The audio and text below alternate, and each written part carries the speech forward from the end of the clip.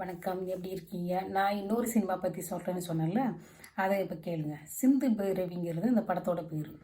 அப்போ வந்து ஒரு 9th அல்லது 10th படிக்கிற வயசு. ஒரு 13 ஆர் 14 இயர்ஸ் ஓல்டு. அப்போ அந்த சினிமா பார்த்துக்கிட்டு இருக்கப்போ நம்ம ஊர் தூர்தர்ஷனில் ஒரு நியூஸ் வரும். நியூஸ் வந்துட்டு அதுக்கப்புறம் கிளைமேக்ஸ் வரும்.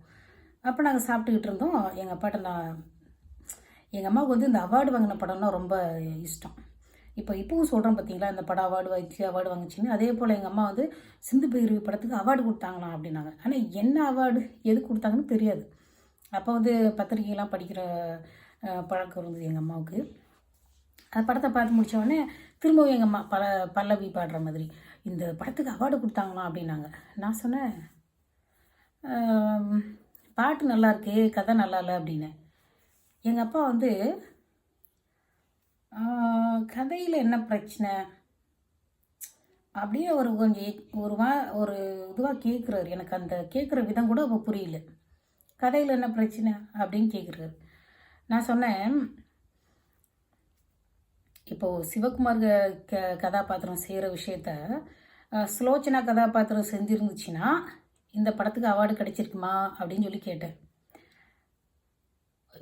உங்களுக்கு தான் தெரியுமில்ல, டக்குன்னு நம்ம வீட்டாளுங்களுக்கெல்லாம் புரியும்னு. உடனே எங்கள் அப்பாவுக்கு கோவம் வந்தது பாருங்க. நான் அந்த மாதிரி ஒரு கோவத்தை என் வாழ்க்கையில் பார்த்ததே கிடையாது. எப்படி நீ அப்படி சொல்லலாம்? நல்ல வேலை அப்போ சாப்பிட்டு முடிச்சிட்டோம். ஒருவேளை அதான் எங்கள் அம்மா மேலே கோவம்னா எங்கள் அப்பா கோவம் வந்துருச்சுன்னு வச்சுக்கோங்க, சாப்பாட்டு பிளேட்டை அப்படியே விசிறுவார். இல்லை ஒரு 2 தடவை விசிறி இருக்கிறாரு. அதனால் நான் சொல்கிறேன், 2 தடவை தான் பண்ணாரான்னு கேட்கக்கூடாது, 2 தடவை பண்ணார். ஆனால் எங்கள் அம்மா கோவப்படவே இல்லை. திருப்பி அப்படியே வீட்டெல்லாம் சுத்தம் பண்ணிச்சு. அப்போது எங்கள் அப்பாவுக்கு அவ்வளோ கோவம் வந்துருச்சு. அதாவது என் மேலே அவ்வளோ கோவப்பட்டு அதுதான் முதல் தடவை. அதாவது அதான் நான் சொன்னேனே, இந்த 14 வயசுக்கு அப்புறம் அம்மா அப்பாவுக்கு ஒரு விதமான ஒரு எரிச்சல் வர ஆரம்பிக்குது பொண்ணுங்க மேலே.